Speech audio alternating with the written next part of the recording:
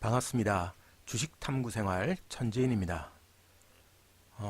이번 주 우리 증시는 다행히도 이 미국의 중간선거에 대한 불확실성이 해소되면서 또 트럼프와 시진핑이 무역 협상에 대한 긍정적인 소식들이 조금씩 나오면서 기술적으로 반등에 성공을 했습니다. V자 반등은 했습니다만 여전히 악재가 해소되지 않은 어떤 기대감에 대한 기술적 반등이니까 지금은 냉정함을 계속 유지를 해서 대응을 해야 될 때죠.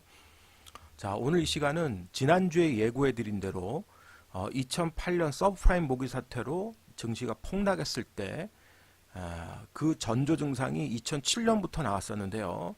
그 2007년 언론에서 어떤 보도를 했는지 다시 한번 살펴보는 시간을 갖도록 하겠습니다.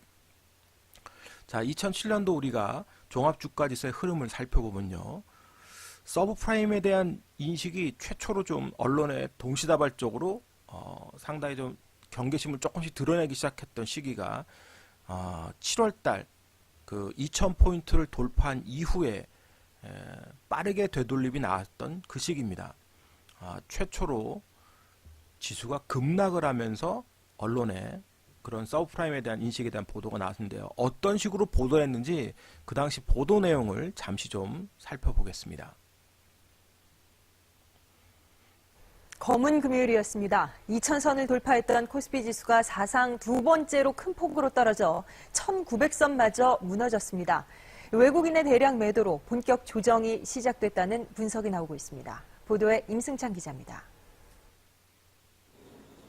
큰 폭의 내림세로 시작한 오늘 코스피 지수.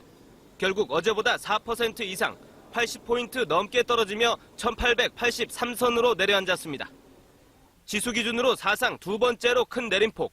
오후 한때 100포인트 넘게 떨어지기도 했습니다. 자, 장중엔 어제와 오늘 이틀 동안 떨어졌어요. 줄어든 시가총액만 63조 원에 이릅니다. 미국의 비우량 주택담보대출 부실 우려가 큰 악재가 됐습니다. 신용시장 경색이 심화되면서 미국 시장이 큰 폭의 하락세를 나타냈습니다. 이에 따라서 우리 시장에서 외국인들이 연일 대규모 순매도 공세를 펼치면서 우리 시장이 큰 폭의 하락세를 나타냈습니다. 외국인들이 오늘 하루 주식을 판 금액만 8,400억 원이 넘습니다. 사상 최대 규모의 순매도. 최근 열흘 동안 4조 원이 넘는 주식을 계속 팔아치웠습니다. 열흘 동안 4조 원이 넘는 어제 40포인트 넘게 하락한 데 이어 오늘은 내림폭이 매도 배 정도 공세였어도 커졌습니다. 지수는 이 2000포인트 때문에 돌파했었어요. 본격적인 이때요. 조정에 대한 우려도 더욱 확대되고 있습니다. 특히 미국과 유럽, 일본 등 세계 주요 증시의 주가가 함께 내린 것이 부담입니다. 해외 부문의 악재가 부각되고 있고 외국인들의 매도세가 당분간 더 이어질 것으로 보여 단기적으로 국내 증시의 조정 국면은 불가피할 것으로 봅니다. 그러나 개인 투자자들은 오늘도 7천억 원이 넘는 주식을 사들였습니다. 자, 이때 보도 내용 다시 한번 살펴보면요. 자, 주가지수에 한번 위치를 다시 보죠. 2000포인트를 돌파할 때 계속해서 외국인들은 매도를 했다는 소리입니다. 그런데도 지수는 2000포인트를 돌파를 했어요. 자, 그 이후에 급락이 나왔습니다. 자, 급락이 나왔는데 이때 서브프라임 사태 때문에 그러니까 모기지 채권에 문제가 있어서 급락이 나왔지만 워낙 이제 지수가 급등했기 때문에 뭐 이건 당연한 조정이다 이렇게 본 거예요. 그래서 기술적으로 이제 조정이 나올 수밖에 없다 이렇게 봤던 상황인 겁니다. 자, 그리고 이제 두 번째 떨어진 날 이때죠. 자, 요때입니다. 뭐 같은 차트니까 두 번째 떨어진 날은 첫 번째 떨어지고 기술적으로 반등했다 또 떨어졌다 반등했다다가 큰 폭의 갭이 동반한 4% 이상의 그런 폭락을 했던 요 시점에서 어떻게 또 언론들은 반응을 했는지 한번 살펴보죠. 세계 증시 폭락은 유럽에서 시작해 미국을 거쳐 아시아로 파급됐습니다. 세계적인 신용 경색 사태마저 우려되고 있습니다. 김진우 기자의 보도입니다. 프랑스 최대 은행인 BNP 파리바 은행은 현지 시각으로 어제 미국 관련 세계 펀드 환매를 중단했습니다. 펀드가 투자했던 미국 서브프라임 모기지 손실이 너무 크다는 이유 때문입니다.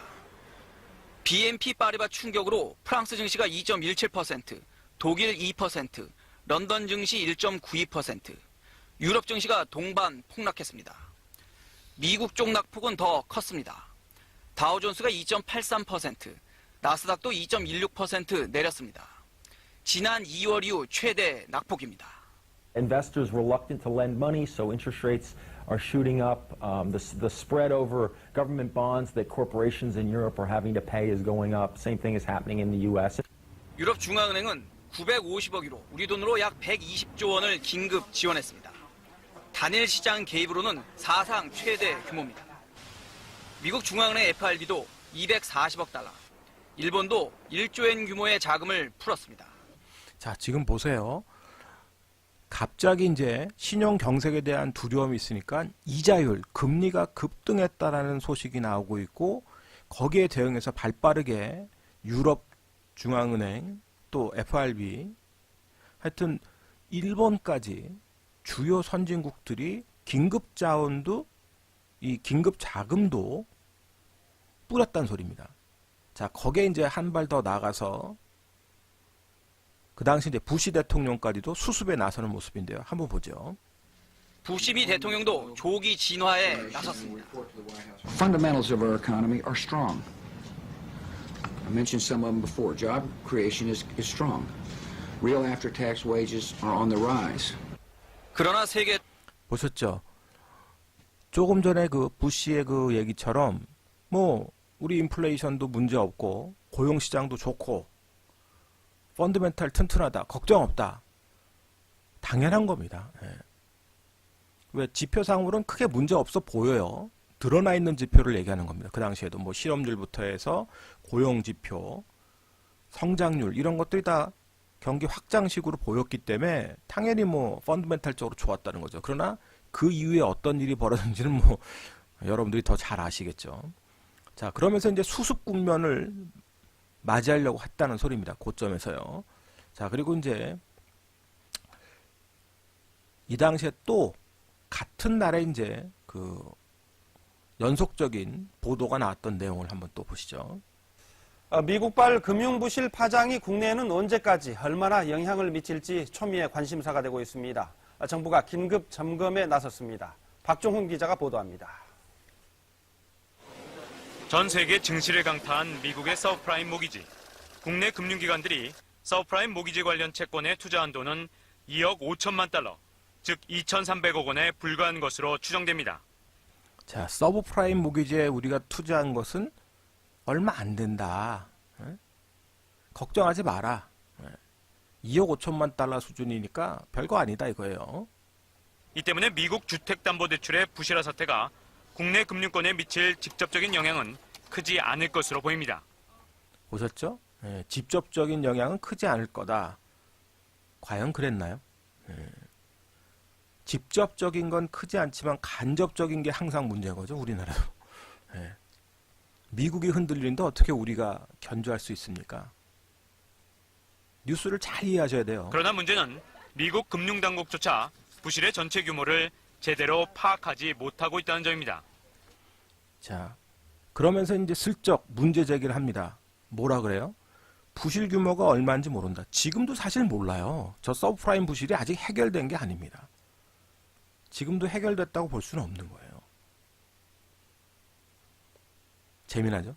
그런데 여러분들 왜 중국이 가장 지금 문제가 될 수 있다라고 보는 것도 바로 저 부분입니다. 도대체 부채가 얼마나 되는지 정확히 알 수가 없어요. 잠재적 부채 요인이 얼마나 되는지. 지금 드러나 있는 것만도 2경이 넘는다고 지난 방송에서 설명을 드렸죠. 뭐 중국 관련한 얘기는 또 하겠습니다만 이런 뉴스를 우리가 그냥 과거의 뉴스를 헛되게 그냥 보내면 안 됩니다. 그냥 우습게 생각하면 안 돼요. 잘 보셔야 됩니다. 또 서브프라임 모기지에 유럽 등 많은 나라가 거액을 투자하고 있어 불안 심리가 전 세계적으로 확산될 우려가 적지 않습니다. 이 경우 해외 자금이 보다 안전한 투자 대상을 찾아 우리 같은 개도국 시장에서 이탈할 수 있습니다. 자금을 가장 먼저 이탈시킬 수 있는 부분이 이머징 마켓이라고 할 경우에 중국이나 한국, 베트남의 주식시장이 상당히 그 등락폭이 커질 수가 있다는 거죠. 정부도 오늘 긴급회의를 열고 금융시장의 동향을 파악하는 한편 국제금융시장이 불안해질 경우에 대비해 대응책 마련에 나섰습니다. 자, 이렇게 이제 대응책을 마련하려고 그러고 약간 위기의식을 갖고 있지만 제한적일 거다라고 이제 희망적으로 보고 있는 때가 바로 이때입니다. 자, 종합주가지수 두 번째 이제 개파락을 했던 이때요. 고점에서 2000포인트 고점에서 1800포인트까지 떨어지니까 한 10% 가까이 떨어지니까 이제 이게 문제가 생겼나? 그래도 괜찮겠지 이런 거예요. 자, 그런데 추가적으로 급락이 나오면서 고점 대비해서 거의 뭐 25% 이상 폭락이 나왔을 때 30포인트 이제 뭐 폭락이 나온 거죠 이때. 이렇게 그 폭락을 하다 보니까 이때는 어떤 뉴스들이 나왔는지 한번 보도록 하겠습니다.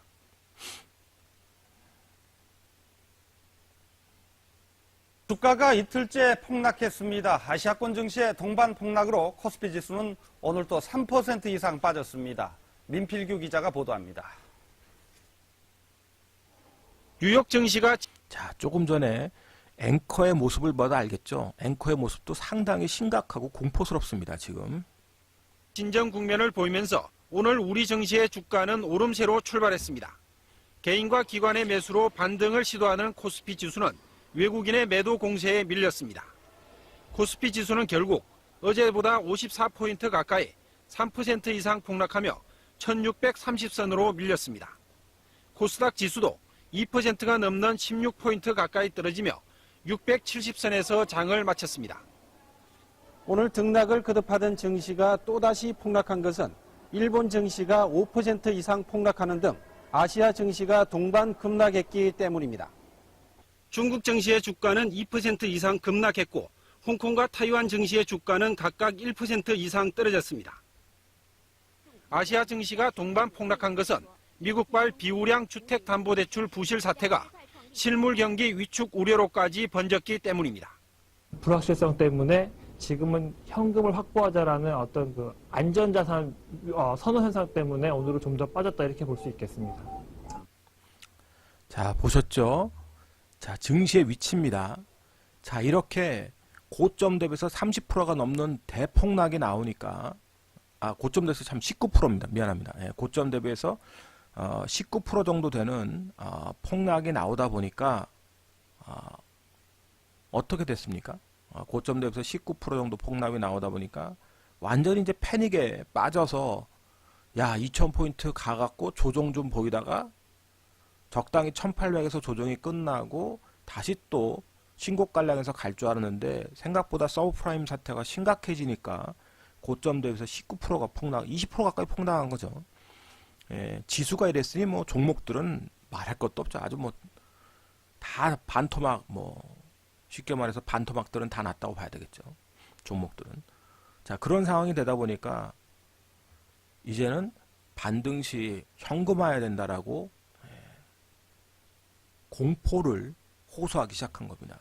자, 그런데 참 재미나게도 그렇게 공포가 1차적으로 극에 달하다 보니까 그 이후엔 또 기술적으로 이렇게 조금씩 해소되는 기미를 보입니다. 거기에 대해서 자금도 지원하고 이 서프라임 모기지가 결국은 그래도 해소될 거다 이런 기대감이 나오면서 그런 정책 효과 기대감이 나오면서 기술적으로 또 반등을 하고 우리는 이 2000포인트도 한번 다시 찍고 돌파하는 향후의 그런 모습을 보였었죠.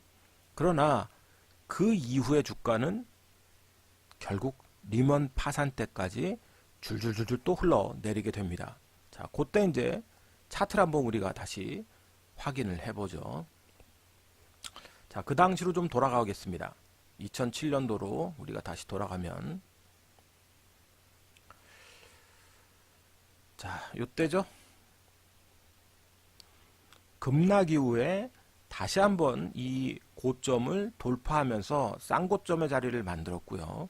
자, 그리고 나서 다시 또 주가는 계속해서 포물선을 그리면서 결국 우하향하게 됩니다. 자, 2008년 들어서 주가가 기술적으로 또 반등을 하나 싶더니 역시 1900대에서 한번 또 찍고 다시 또 급락을 하는, 그러면서 결국 1년 뒤인 요때죠.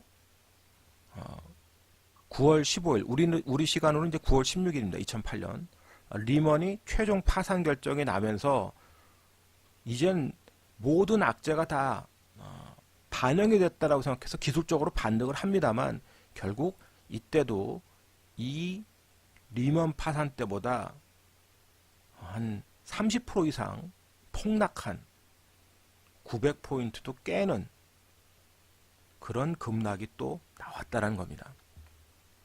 자, 그럼 우리가 이 차트를 한번 좁혀놓고 보세요. 이 고점에서 폭락했을 때 언론이 처음에는 기술적 조정에 불과할 것이다 라고 했다가 주가가 추가적으로 폭락 나오니까 이제 공포에 질려서 어이구 이제 현금화해야 됩니다 그러는데 희한하게도 이렇게 저점에 폭락하다 보니까 기술적으로 또 급반등을 만들어냈습니다. 그러면서 아무 일이 없다는 듯이 지수는 다시 전고점까지 돌파를 했어요. 그리고 나서 세 번째 3중 고점을 만들고 드디어 계속해서 우하향으로 빠지기 시작했다는 소리입니다. 그러면 이번에 무역전쟁 이슈가 해소가 되지 않는다면 기대감으로 반등을 해도 어떻게 될지는 할 수가 없어요. 그러나 해소가 안 되는 상황에서 만약에 더 악화되는 상황이 발생한다. 실질적으로 중국의 문제가 커져서 원치 않는 상황이 나온다 그러면 어떤 일이 벌어질지 아무도 모른다는 겁니다. 여러분들은 거기에 대비를 잘 하셔야 되겠죠. 그래서 과거의 언론 보도를 여러분들이 한번 되짚어보는 그런 시간을 가졌으면 해서 이 영상을 만들었고요. 이 영상이 잘 참고가 돼서 여러분들이 향후 대응하는데 도움이 됐으면 좋겠습니다. 오늘은 여기까지 일단 방송을 하고요. 다음 시간은 중국 관련한 얘기를 조금 더 중국 부동산 시장 그리고 국내 자영업자 문제 이런 것들을 함께 좀 엮어서 생각해보는 시간을 가질 거고요. 이제 될 수 있으면 영상을 다음 주부터는 주말을 제외하고서는 하루에 한 편 정도 영상 올릴 예정입니다. 영상이 올라가면 여러분들이 많은 관심과 시청 부탁드리고요. 이 동영상이 도움이 되셨다면 좋아요, 구독하기 부탁드리겠습니다. 고맙습니다. 전지인이었습니다.